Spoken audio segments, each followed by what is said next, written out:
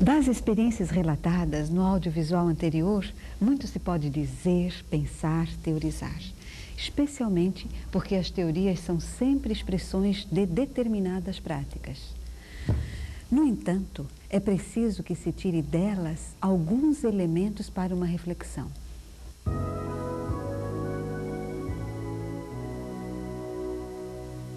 Essas práticas operaram avanços em vários níveis e dimensões: pessoais, interpessoais, institucionais e interinstitucionais.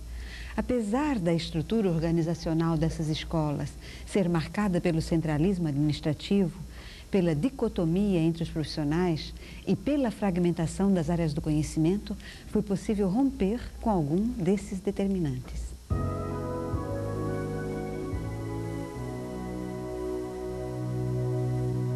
Nas 3 escolas, a indisciplina dos estudantes, tão reclamada pelos professores, cedeu lugar à disciplina pelo trabalho a ser realizado. Trabalho que resgatou autoestima, o desenvolvimento de outra postura ética através da amizade, da solidariedade, do respeito pelo pensar e pelo fazer do outro, e trouxe a percepção do grupo, do coletivo e a responsabilidade de cada um no processo de articular o vivido ou sentido com as teorias sendo aprendidas.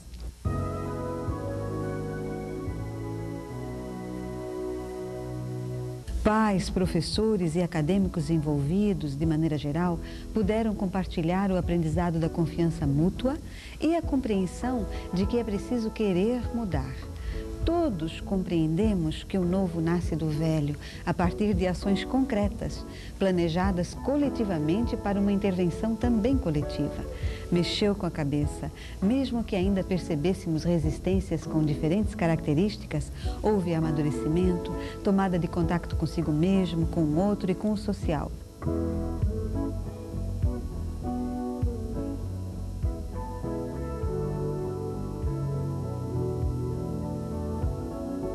O que deu sustentação ao grupo de apoio foi a troca e a gratuidade, a partir de qualquer informação e ou ajuda material oferecido às pessoas, muitas vezes traduzidas em consultorias, assessorias, cursos, a partir de demandas oriundas do processo de construção das parcerias entre as organizações educacionais e o GAPEP.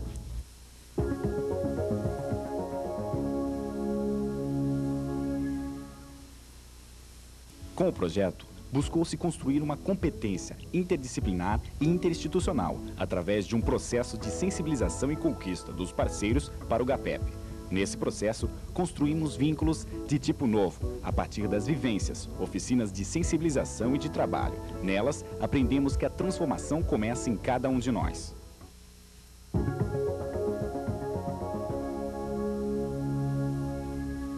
A desvalorização dos profissionais que atuam na escola, a falta de investimento e o descaso dos governantes em priorizar a educação está desestimulando, descomprometendo e desqualificando o educador da escola pública. A resistência do professor em buscar subsídios para uma atuação comprometida com as transformações e, consequentemente, com a qualidade do ensino público. Até mesmo porque os cursos de formação não garantem de forma consistente essa qualidade. Essa situação é reflexo do descompromisso do poder público em oportunizar a construção de um projeto de educação que venha de fato atender às reais necessidades de quem precisa da escola pública.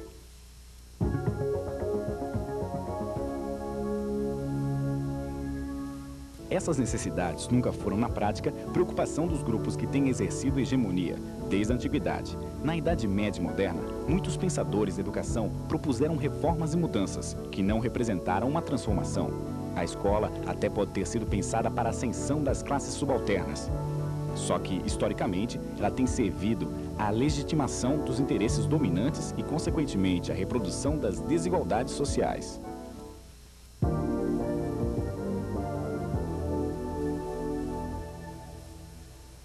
Superar essa lógica, que perpassa a organização do trabalho docente, pressupõe a compreensão de que tipo de homem se deseja formar. Implica em saber-se que a metodologia adotada pelo professor está vinculada à teoria educacional, que dá suporte ao processo ensino-aprendizagem. Como já se sabe, a teoria da escola tradicional centra-se no magistrocentrismo e estabelece uma relação de submissão. A teoria da escola nova tem seu processo de ensino-aprendizagem calcado no paidocentrismo, que dá origem às relações de cooperação e de camaradagem. E a teoria da escola tecnicista tem como determinantes no processo pedagógico a racionalidade, a eficiência e o individualismo. Centra-se nos meios, estabelecendo a relação de dependência para com a tecnologia educacional. As correntes didáticas de caráter autoritário, reformista, anti-autoritário e tecnificadas, advindas dessas teorias educacionais, têm como eixo do processo ensino-aprendizagem a relação transmissão-assimilação do conteúdo valorizado socialmente, portanto, ideológico, cuja manutenção interessa às classes dominantes, pois essa relação pedagógica separa quem planeja de quem executa. Essa dicotomia expressa a divisão social do trabalho no modo de produção capitalista. Outros trabalhos buscaram contextualizar o movimento intelectual, científico e filosófico, que explicitava uma determinada visão de mundo e redimensionava a necessidade da formação de um novo tipo de homem para atender aos interesses dominantes das diversas formações sociais. No século XVI, com o humanismo, a formação do homem cristão. Para os católicos, o homem erudito. Para os protestantes, o homem virtuoso. No século XVII, com o racionalismo, houve a demanda do homem de ofício. No século XVIII, com o iluminismo, a intenção era formar um homem livre. No século XIX, com o positivismo, a urgência de formar um homem produtivo. E no século XX, com o pragmatismo, a necessidade de formar um homem cívico, cujo embate pedagógico aponta a construção do homem político. Superar a ética individualista, que caracteriza o homem desde a época moderna, objetivando a construção de uma ética solidária, implica em se cultivarem, coletivamente, sentimentos que permitem compreender o próximo e a prestar atenção a este para ajudar a organizar a sua própria vida interior, numa perspectiva da aquisição da compaixão pelo social. Este ideal ético de visão só pode realizar-se na prática política da democracia possível, a partir da construção de homens capazes de escolha, de homens políticos. Nesse processo, os homens formam-se, educam-se, reproduzem suas concepções de homem, de realidade, de sociedade, de mundo, a partir de ações concretas.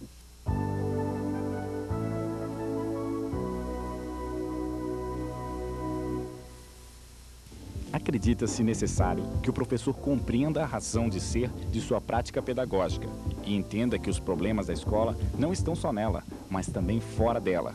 Por isso, é necessário centrar o processo ensino-aprendizagem na prática social de quem precisa da escola.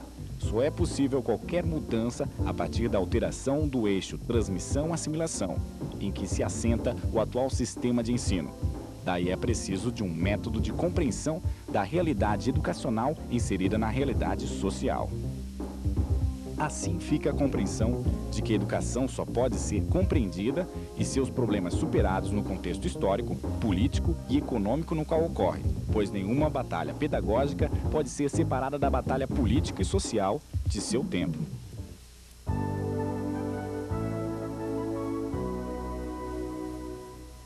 O que se constata é que o cotidiano acaba por adaptar as pessoas a uma cultura que escamoteia a origem dos conflitos e das crises, através das mais diferentes dificuldades de relacionamento humano, no local de trabalho quando se quer transformá-lo.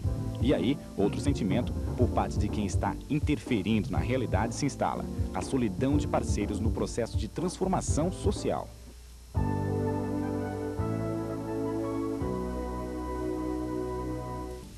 A interdisciplinaridade, então, apresenta-se como mediação entre o que se pretende e o que se pode conseguir a efetivação de mudanças pessoais, interpessoais e estruturais, porque para nós a interdisciplinaridade decorre mais do encontro entre indivíduos do que entre disciplinas.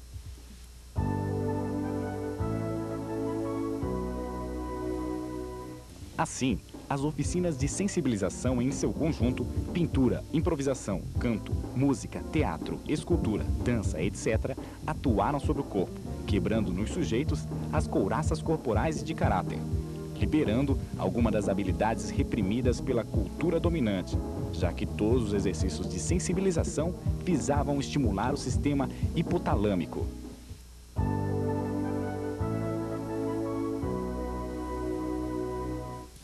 Esse estímulo desbloqueia o corpo preso, imobilizado pelas pressões do cotidiano. Este processo pôde oportunizar a tomada de decisões coletivas para a superação dos estereótipos e do reaprendizado existencial, visando a construção de novos vínculos, mais sinceros, autênticos, fraternais, pois, nesse nosso mundo, não há espaço para emoções autênticas. Elas são uma ameaça ao poder, à estrutura social que está aí montada para refrear a espontaneidade e a gratuidade.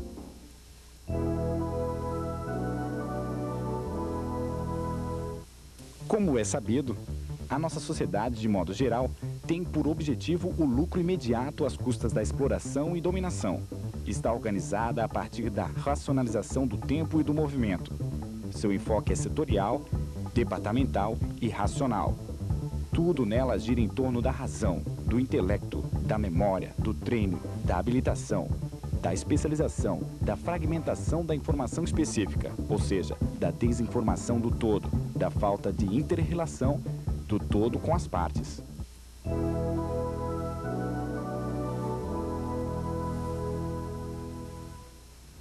Essa sociedade baseada na racionalização não tem a preocupação em estimular as pessoas a relacionar as informações que recebem com a história de suas existências e suas emoções. Todo movimento nela se expressa por separar as coisas em que as pessoas são levadas a acreditar das coisas que elas sentem a partir, independente da sociedade. Ela, no seu conjunto, separa, portanto, as coisas da razão das coisas da emoção.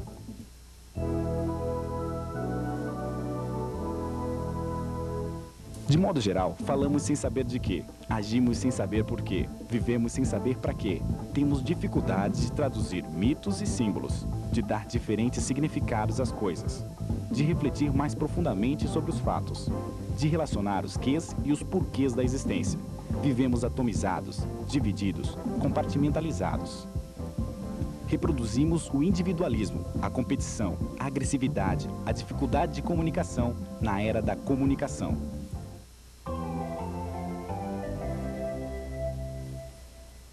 Vivemos sob a lógica de que é preciso enxugar o Estado, o que implica em cortes com gastos sociais. A lógica que exclui grande parte da população aos direitos básicos que garantem uma qualidade mínima de vida à maioria dos viventes no planeta. As metas dessa política neoliberal para a América Latina, implantadas em diversos graus e formas, são estabilização monetária a qualquer preço, privatização de setores públicos, liberalização da economia a outros mercados, desregulamentação da atividade privada, austeridade fiscal com sucateamento da saúde e da educação. Dessas metas, desprende-se as seguintes características: condições desiguais de competição, pesada tributação, falta de financiamentos, juros altos, alta taxa de câmbio para exportação, desemprego estrutural, cujas consequências estamos vivendo: desenvolvimento centrado em empresas transnacionais, inovações tecnológicas que geram desemprego e produtividade, substituição do Estado aos grupos financeiros, expansão da cultura consumista, destruindo valores locais, nacionais e federativos, poder centrado em mega-empresas, governos e instituições poderosas, o que tem representado novas formas de autoritarismo global em que a estabilidade política é obtida pela razão de mercado.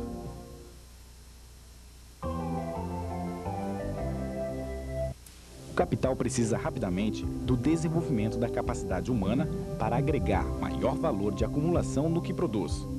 Esta necessidade está referendada no âmbito das relações mercantis, extremamente tecnificadas, onde há o aumento do trabalho morto e a diminuição do trabalho vivo. Este movimento está resultando numa alta qualificação do indivíduo e o empobrecimento acelerado do gênero humano, gerando, sobretudo, um enriquecimento material na mesma proporção do empobrecimento espiritual.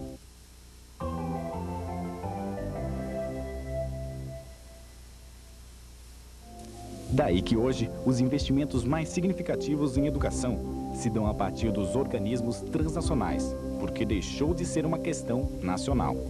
Para atingir esses objetivos, em termos locais, combinam-se e se articulam duas lógicas aparentemente contraditórias: a centralização pedagógica e a descentralização financeira da gestão educacional.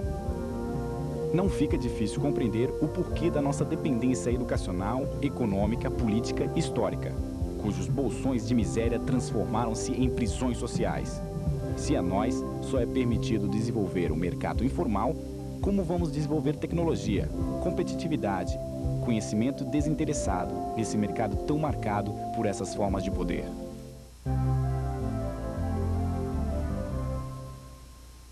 Diante desse quadro, o que se pode mudar é a nossa consciência local e global no papel da universidade, da escola pública, do sindicato, dos movimentos sociais, tendo como horizonte a liberdade e a emancipação da igualdade entre os homens, princípios da democracia, seriamente ameaçados pela lógica da barbárie globalitária.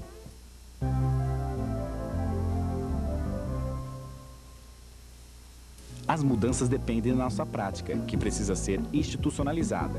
Daí a educação ser um instrumento à cidadania. O homem se constrói cotidianamente pela prática intencional. A existência decorre do agir, e esse conhecimento é construção. A existência se faz de práticas, que é o trabalho. Essa ação é sempre coletiva, é prática social, portanto, institucional.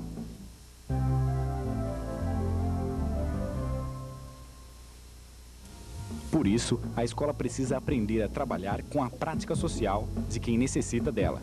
Precisa ser espaço de síntese, objetivando a construção da resistência à mídia eletrônica, resistência à fragmentação do olhar, do sentir, da regulação da nossa vida através de uma gramática própria, que sustenta o gênero de existência consumista, individualista, alienada.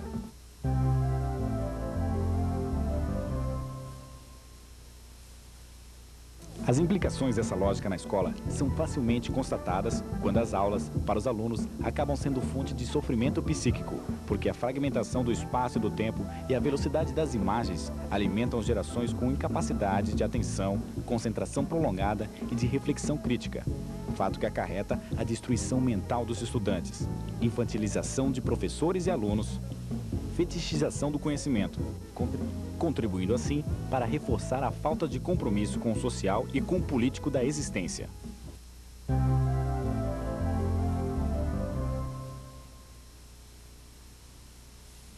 Portanto, os avanços tecnológicos implicam em um novo paradigma para uma nova qualidade de ensino. Os professores precisam cada vez mais dar sentido à sua ação, perguntando-se sobre que educação, a favor de quem, contra quem, com que instrumentos, com que referencial, para formar que tipo de homem, tendo clareza de que a prática é sempre critério de verdade.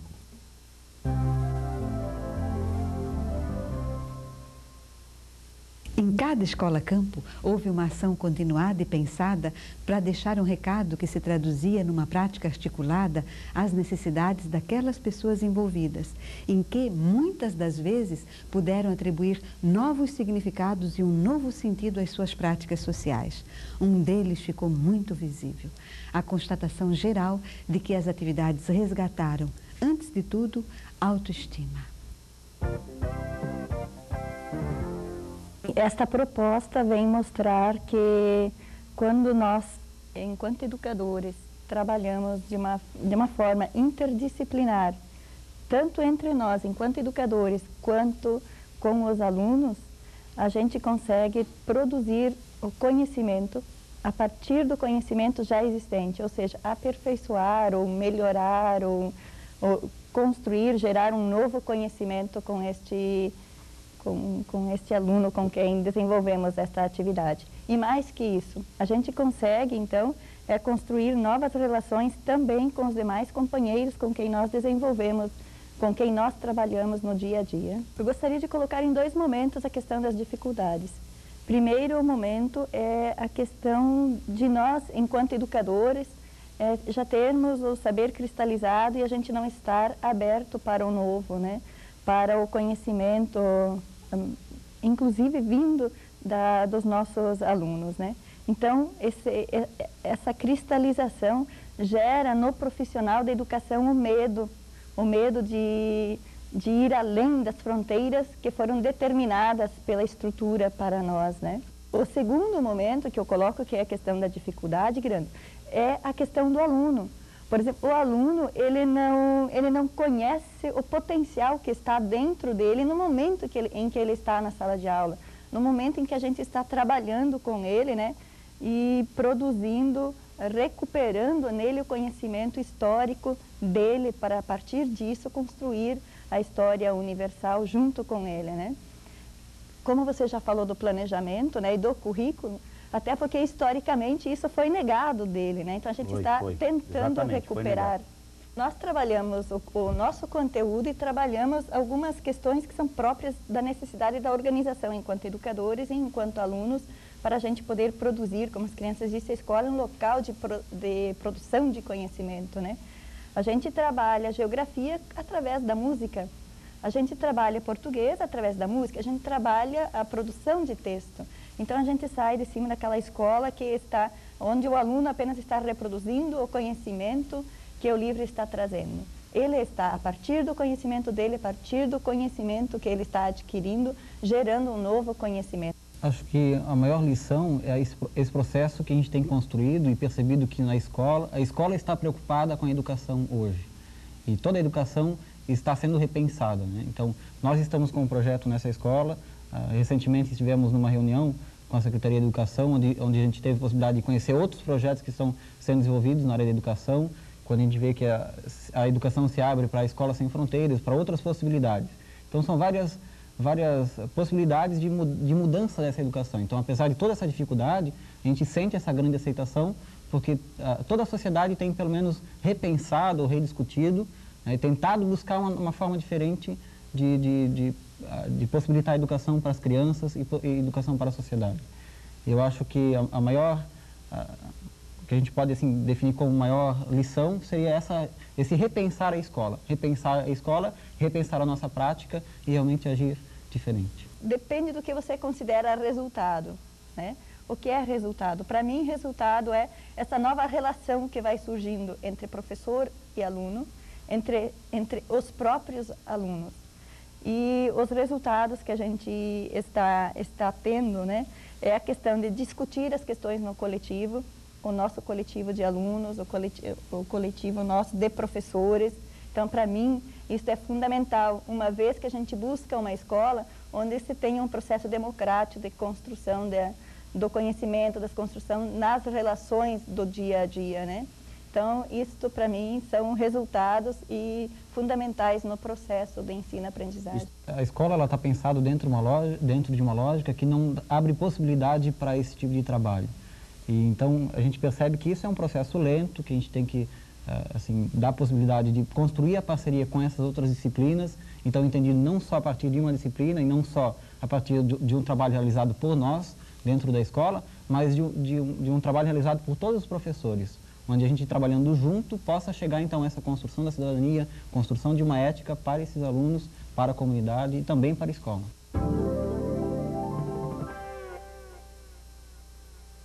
É inegável, pelos depoimentos, a constatação de que esta escola que está aí, além de não respeitar o saber do aluno, é lugar de baixa estima. Porque, de maneira geral, não trabalha a partir da realidade etária e de classe social do aluno que está nela. Questão, inclusive, fácil de ser comprovada pelo alto índice de defasagem idade e série em função da reprovação, constatado nessas escolas. Lugar de baixa estima para o professor também, porque a estrutura educacional o desvaloriza, pagando-o muito mal e não permitindo que venda a sua capacidade profissional.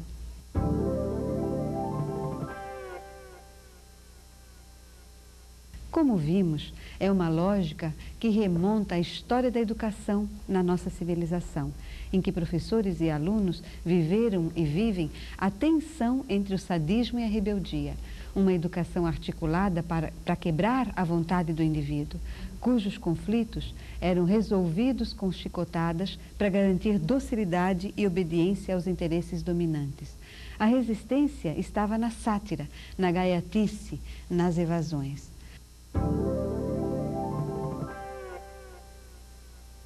A diferença para hoje em dia, acho que está no chicote. De real, passou a ser virtual apenas. Os estudantes não multam mais os mestres, que hoje são dadores de aula e precisam ser verdadeiros showmans, senão perdem o emprego ou têm alunos indisciplinados. num contexto em que há uma ênfase muito grande na pedagogia dos resultados, na pedagogia da excelência, da eficiência, numa inegável cruzada pela qualidade total, atendendo aos interesses de uma nova burguesia, os gestores, para o mercado global. Neste caso, a Santa Inquisição tem uma outra configuração, manifesta-se ideológica, traduzida por fofocas, sabotagens, ciúmes, inseguranças, perseguições, etc.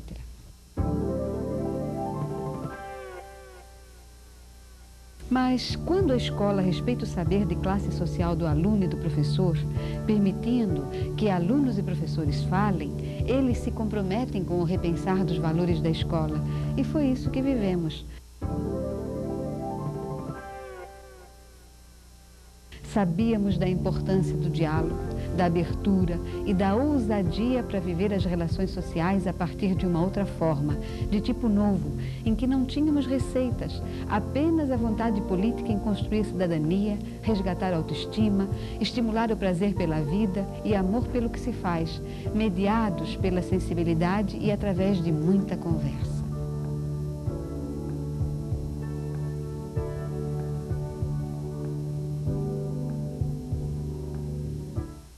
Demos voltas e mais voltas uns com os outros, e ainda assim há muito para ser resolvido e esclarecido.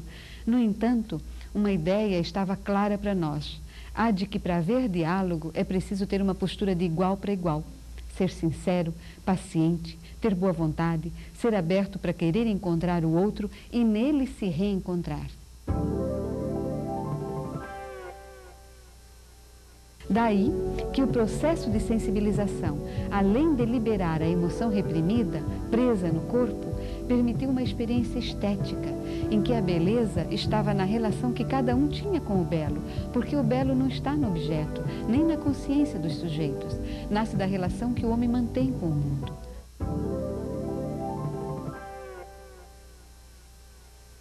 Quanto a esse aspecto do sentir, pensar, os estudos neurofisiológicos, por volta de 1970, constatam a existência de um espesso feixe nervoso composto de milhões de fibras que interligam os dois hemisférios do cérebro, chamado de corpo caloso, que até então, por volta da década de 50, pensava-se podia ser cortado sem efeitos negativos para o homem.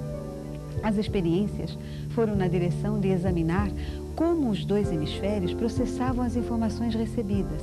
Descobriram que, além de haver comunicação entre eles, cada qual capta e processa as informações conforme seu estilo.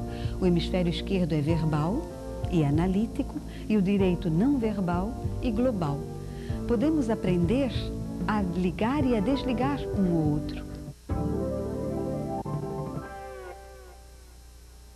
Queremos chamar a atenção para essa possibilidade humana de se desligar do estabelecido para aprender a se conectar com a capacidade de criação, subversão, utopização, em que a arte, em todas as suas manifestações, permite o aflorar dos nossos mais profundos sentimentos.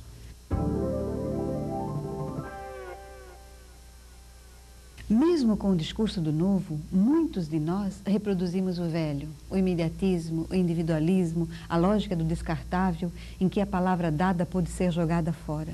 No entanto, todo o vivido foi uma oportunidade para demonstrarmos o que sabíamos. Não dá para esquecer a lição. Não é o que se diz, não é o que se pensa, mas sim o que se faz. Ou de outros modos, nossa forma de agir revela nossa forma de pensar. As formas de agir determinam as formas de pensar.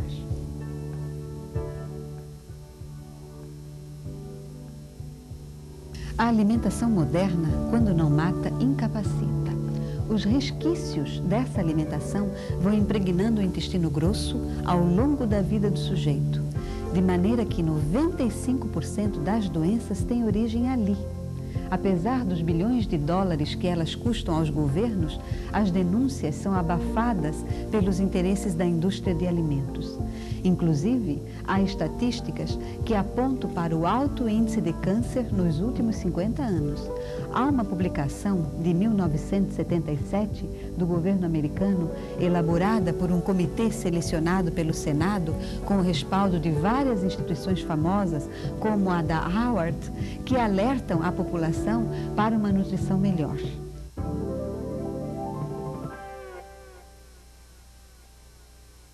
A macrobiótica, cujos princípios são antiquíssimos, defende uma alimentação fundamentalmente baseada em cereais integrais, vegetais e frutas sem agrotóxico, aves e peixes que não são tratados com ração por causa dos antibióticos e hormônios sintéticos, temperos à base de soja e sal marinho, e essa dieta garante um bom funcionamento dos órgãos do corpo, dando chance dele eliminar o que o incomoda e, consequentemente, um bem-estar geral, que reflete na forma de se ver o mundo, dá uma clareza nas ideias, melhora tudo.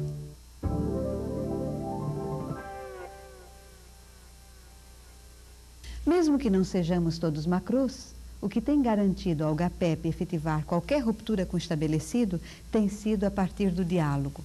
A reflexão sobre o vivido e nela a negociação com o outro, a conversa com o outro, em que as pessoas aprendem a conhecer-se e a conhecer o outro, pactuando uma nova forma de relação e de ação social. Esta troca tem permitido o ajudar-se mutuamente, corrigindo defeitos, vencendo dificuldades, mudando de prática, de mentalidade, de estilo de vida, construindo assim, na prática, a partir de ações concretas, uma cidadania sem fronteiras, face aos regimes globalitários.